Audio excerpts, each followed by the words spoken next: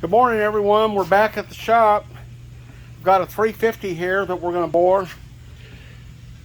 I went ahead and, of course, we got our plugs out.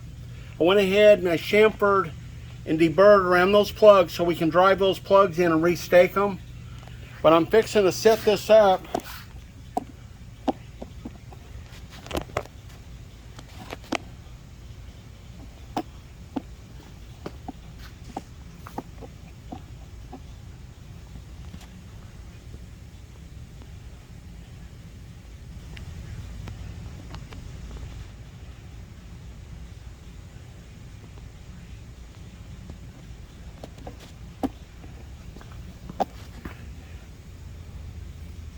Okay, I'm fixing to set this up. Some people had asked me about boring block and using the old clamp on the block boring bar. And of course I've got the Comac, but I just wanted to show you, this is this guy originally just wanted to do a re-ring, but it was worn too bad. So I'm just going to show you. It's kind of crude, kind of simple. If you guys ran across the old boring bar, I'm going to show you how you can do this. We're going to pick this block up. Whoops, a little off balance. And typically, we're going to bore the worst cylinder first.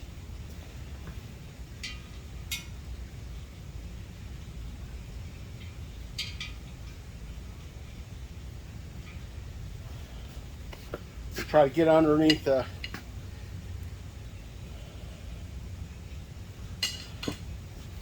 so this block has about 15 to 17 thousandths taper, so we're going to try to be very meticulous and clean this at 30 over.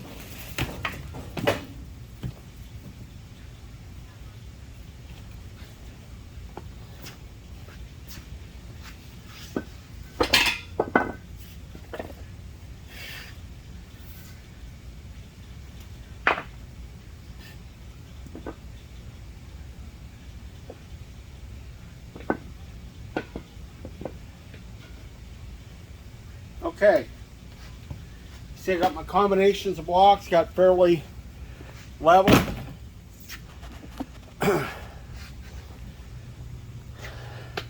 This is my old Van Norman 777. It's bored hundreds of holes.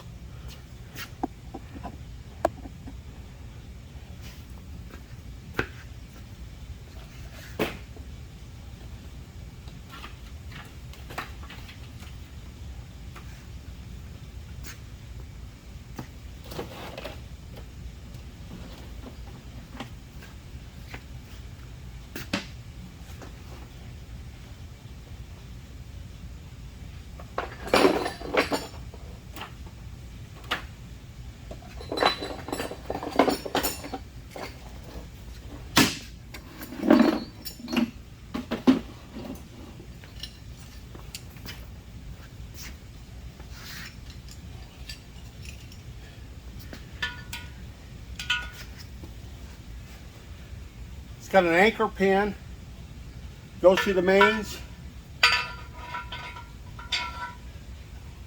This is a part of your tie down mechanism.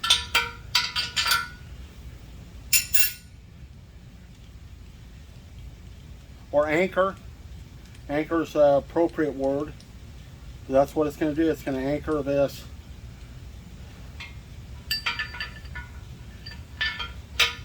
So I don't usually use this thing anymore. I do once in a while.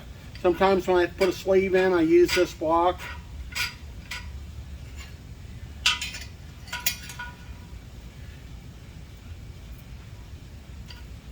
I'm not probably going to teach you guys how to bore a block, but you'll get the idea. Should some of you take the inclination to pick up an old boring bar or run across one, might be something you want to try. So we'll make sure we got our block good and sturdy. A couple old jack stands.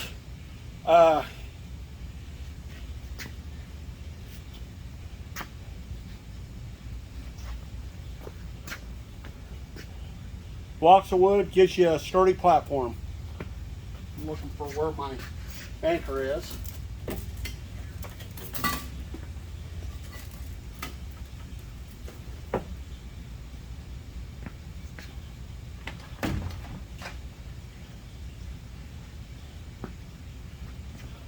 I'll be back.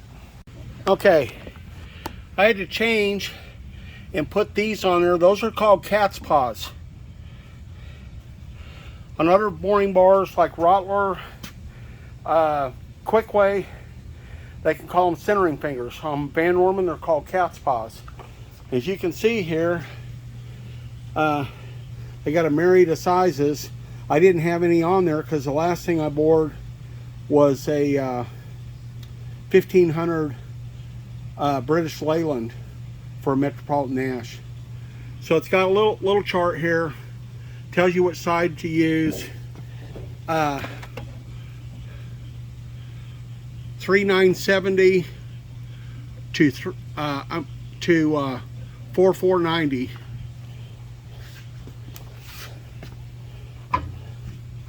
Let's see here. 4490. So that will do most of your small block engines and your big block, except for your extreme big bore engines. Okay.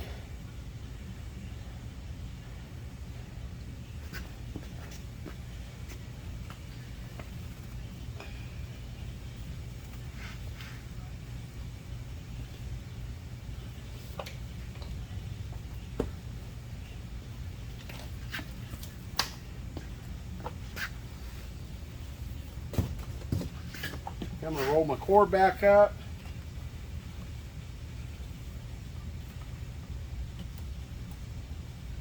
I'm going to grab my boring bar.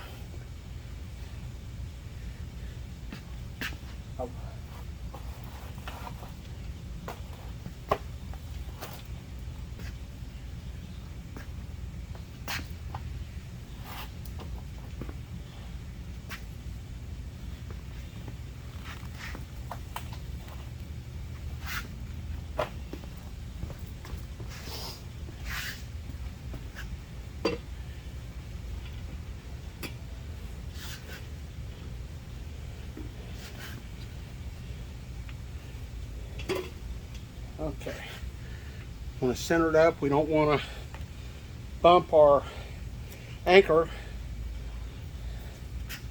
knock it out of position.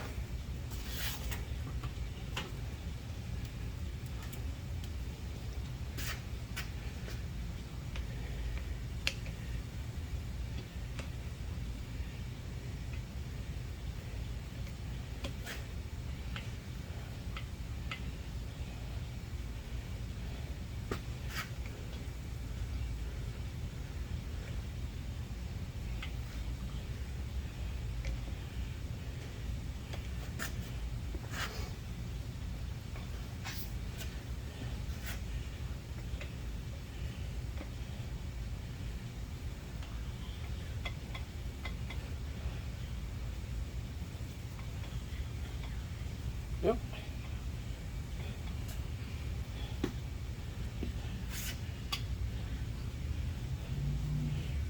There we go. You don't want to tighten that too tight, just like I just did. Make it difficult to get undone.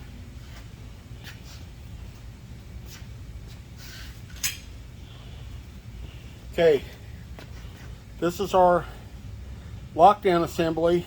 Fingers whatever you want to call it, goes in the back of the, and it's going to grab with a T-slot that nut that's on the anchor. We're going to come down. You can just see I've taken about all the give out of it. So you don't really want to, you're not trying to distort this. So you don't want to be like Godzilla or a gorilla. Just going to put a good strain on it. There's a lot of surface area on the machine. So basically the block ends up being the machine base. It's a really good concept. Of course, when in the old days we were building high performance and race engines, we would deck the block first. But a lot of these engines don't necessitate, you know, because of cost and things like that. But you can see, there you go. We're centered up down there. I'm expanding the cat's paws. I don't know if you can see that. That's centered up on that bore. There's lots of little tricks to these. All right, I'm gonna go ahead and set up my tool for boring. I'll be right back. Okay guys, hope you guys can see this. I'm already in gear.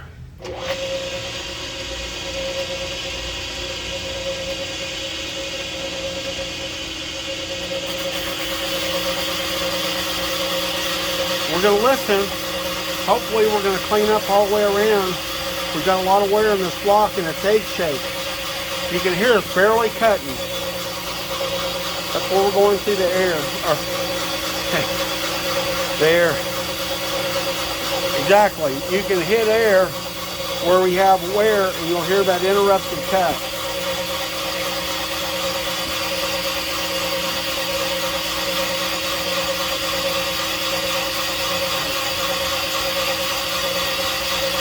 So I believe it's going to clean up. We'll make a pass. I might do one more or something on camera. Just get started. We're on number 8 on our 350 Chevrolet. We're shooting for 30 over, and we're going to leave, this is only using cast rings, so we're going to leave a couple thousandths to home.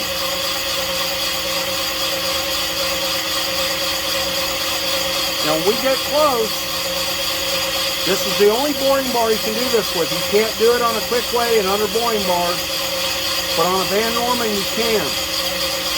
You can expand the cast paws into the bore while you're feeding down, and that will help support the boring bar. These old machines are very accurate. Their name, they were called Perfectos, and boy was that a good name to call them back in the day. So here's our advancing mechanism.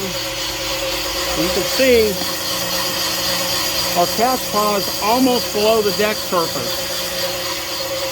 So we get into a little more surface.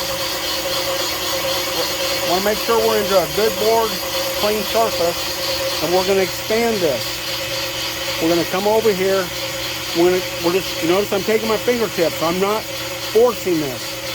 Going to release the lever, apply the detent spring, and then we're going to go 2 to 3 clicks.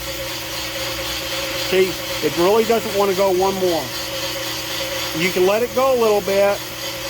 Make sure that you don't have any chips between the cat's paws and the bore. And this is supporting that boring bar as it bores down. And I can check it. Yeah, it doesn't really want to go one more click. You don't want to force that. Everything about a lot of this work is finesse. Looks like we're boring all the way around.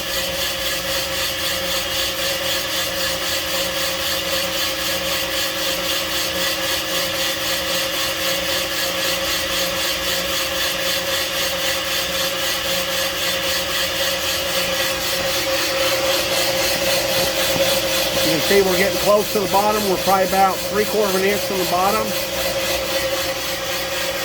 Got a beautiful finish.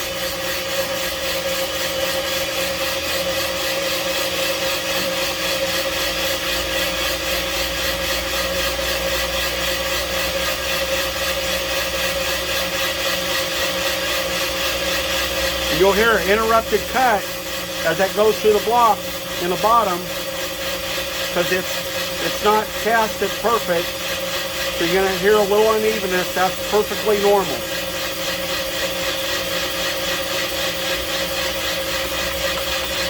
We'll start to go through.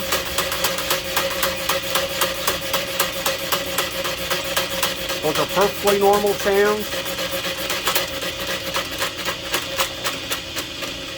There you go. It stopped. We're through. We've cleared everything. We've cleared the webbing. So we've released the lever. We're going to back this up and retract the cat's paws. We don't want to drag them up out of the bore. We're going to engage our feed handle, and we're going to retract it. And what we're going to do, I'm going to take this out of gear, and we're going to, I should have did that first, and we're going to turn our cutter bit towards the outside. And the reason you do that is so you don't get a retraction mark in the bore pulling your, retracting your tool.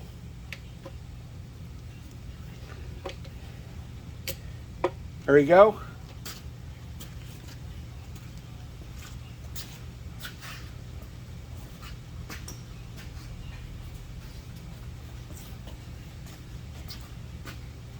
There again, as you know, I'm going to use our brush. I'm going to brush the chips off. No air hose.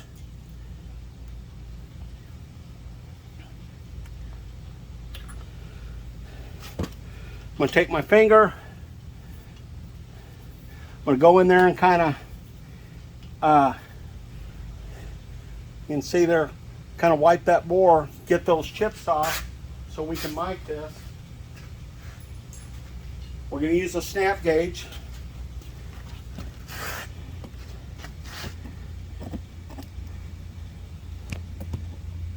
Use a snap gauge here.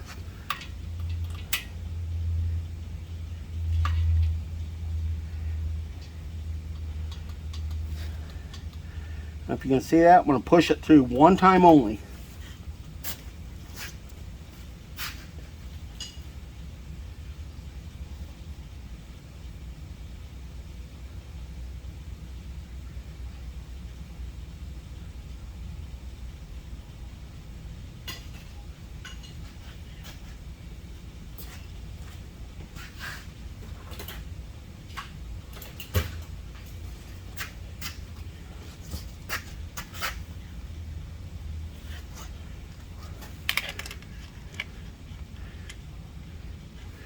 I don't know if you can see that in the mirror. That was the area that I was concerned about cleaning. And we're going to check it one more time. Make sure that we mic'd it correctly.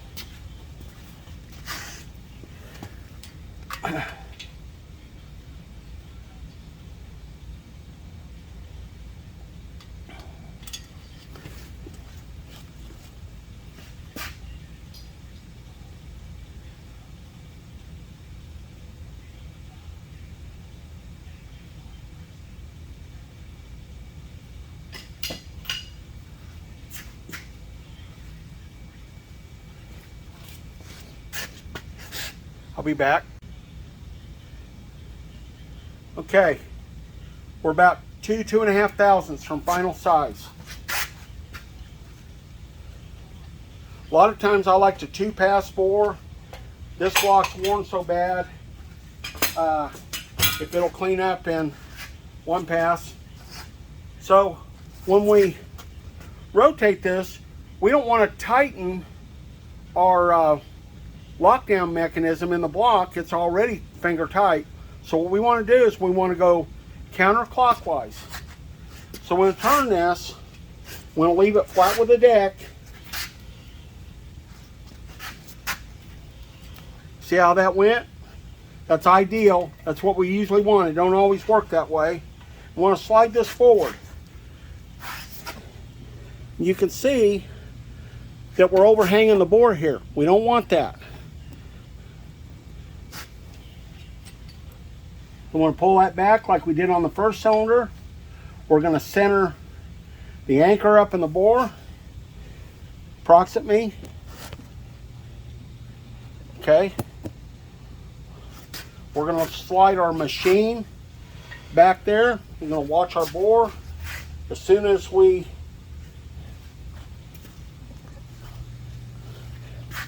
come around here, so that's a problem with a lot of this stuff. There's so much forwards and backwards and sideways. So we're going to come down, and we want to be careful. We don't want to crush those cat's paws. See, that just went down in the bore. We want to be gentle with that.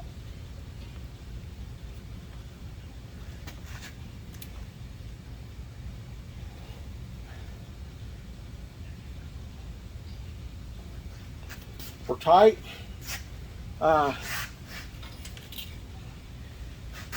See if you can. Yeah, there you go. There's our board finish. Look at that, guys.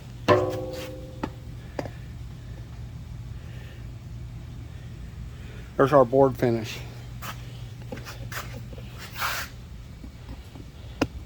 So now we're going to repeat the first steps when we put our anchor on.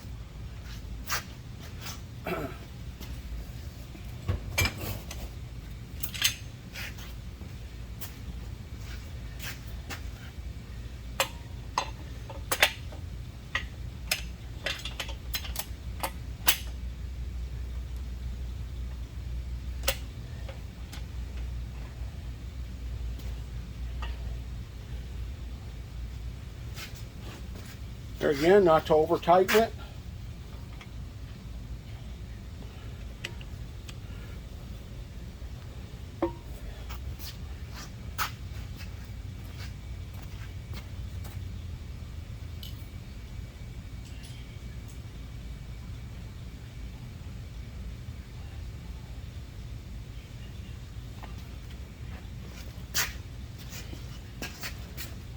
This is our tool cartridge. We're all set up. Gonna move our light down here.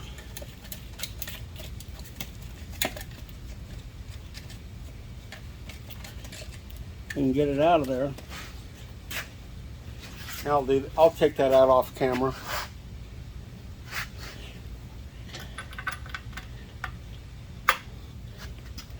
We'll come down. Touch off. We'll make sure that we're kind of just do a little safety check there. I'll get my light out. I'll be right back. I don't think I was recording. You can take a block. This block already has the ridge cut out of it, and you never know if it's going to clean up because you can't get in there and measure absolute paper right underneath that ridge. You don't know till you bore it.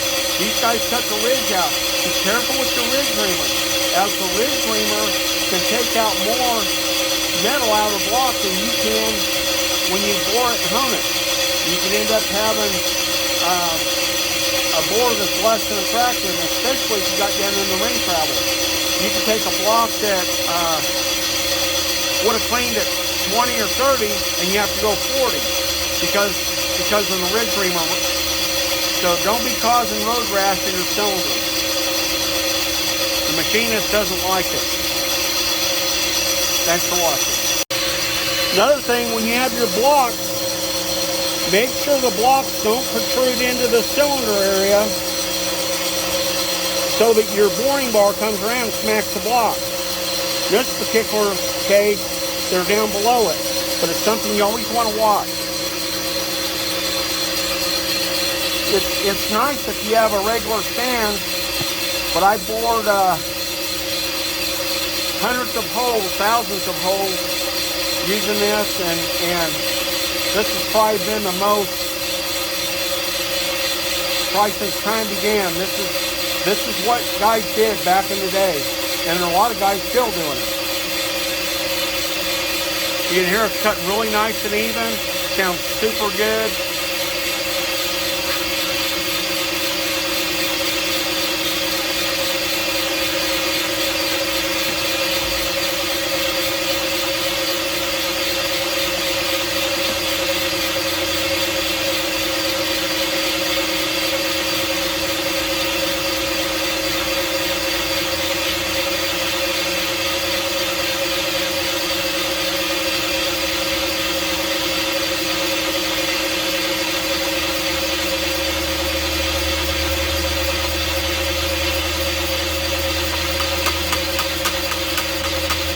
Okay, it gets towards the bottom.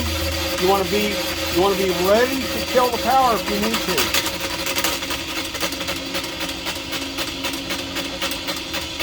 to. Down here, we're going to go through the webbing, and so you may have to stop it.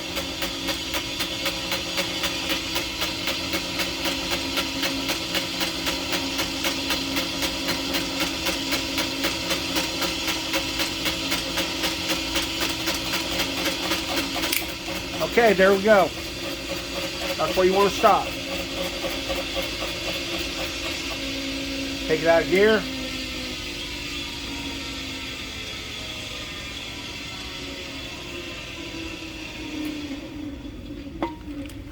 You notice I turned the bit back to the front toward me as if I'm looking at it.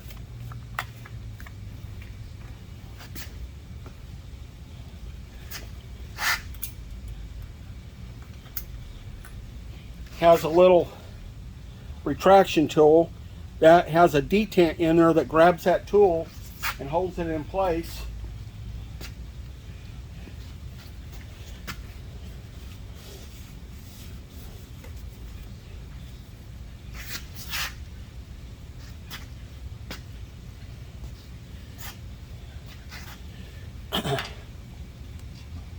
A lot of shops would have just set this block up and bored at 40.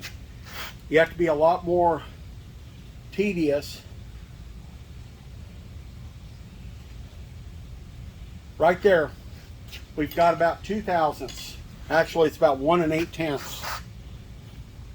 Looks good. So now we're going to take our anchor loose.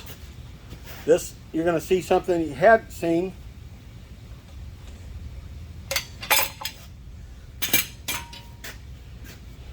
Now we're changing holes. So now we're going to put our anchor in the board hole. We're going to take our brush the chips off.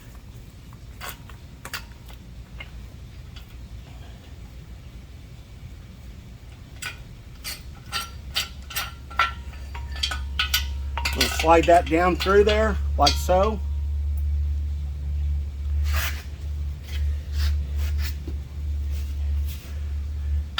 You don't want to bump anything. You don't want to knock your boring bar off. These things are heavy.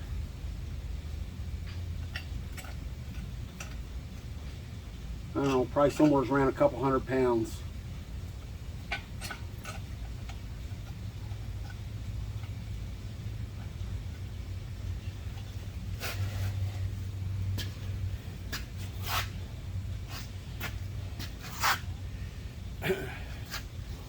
Okay, we're centered up. I'm going to push our back. We're going to watch our cylinder. Remember, we had those cat's paws expanded out. So they were out 4/28, but the cylinder bore is still 4-inch. So I'm going to come in there. And this cylinder is very, very bad. The end cylinders wear more.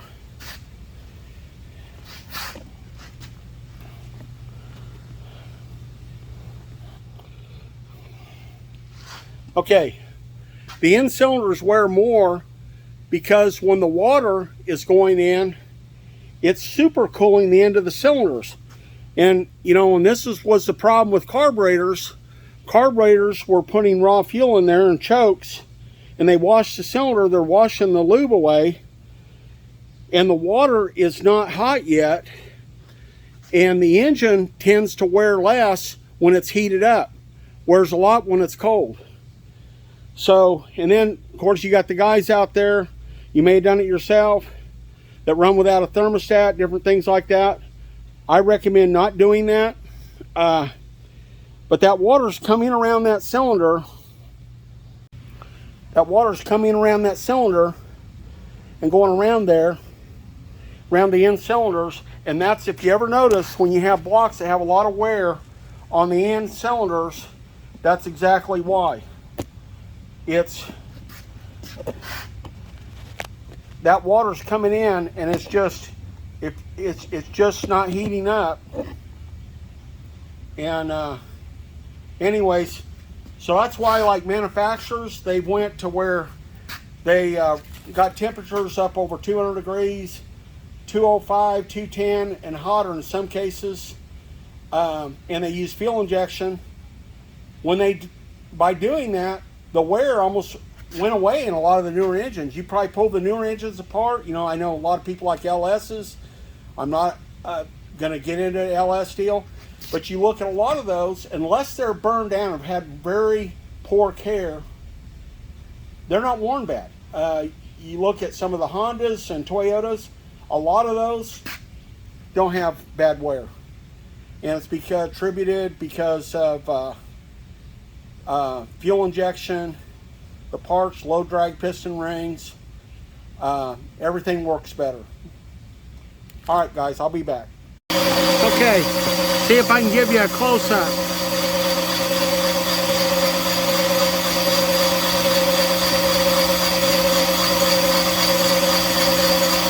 All right, I'll be back.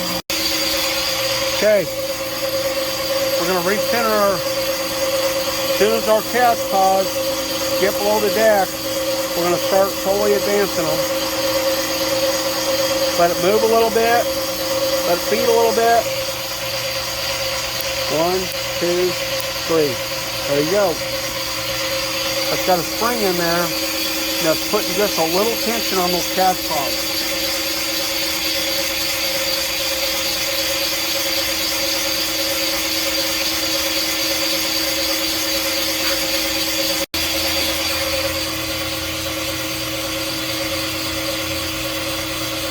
I don't know if you can see this.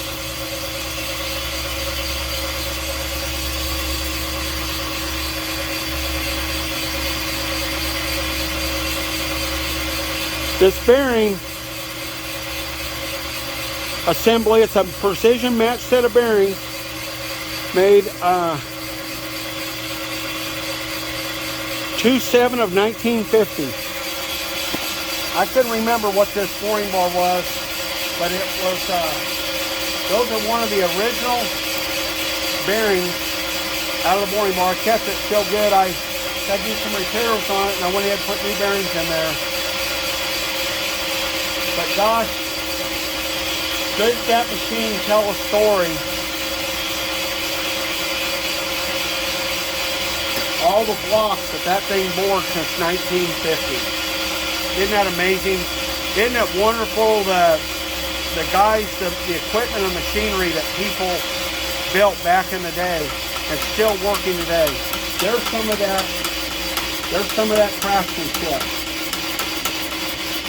We're going through our interrupted cut.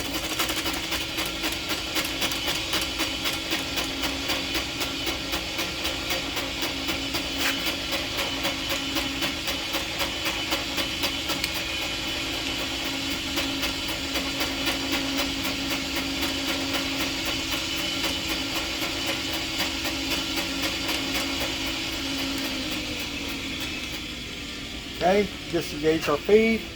We'll back our cat's paws off. We've got our tool bit turned back to front, and this actually has a slot here with its hand wheels on it. When that's back to the front, our tool bit's back to the front.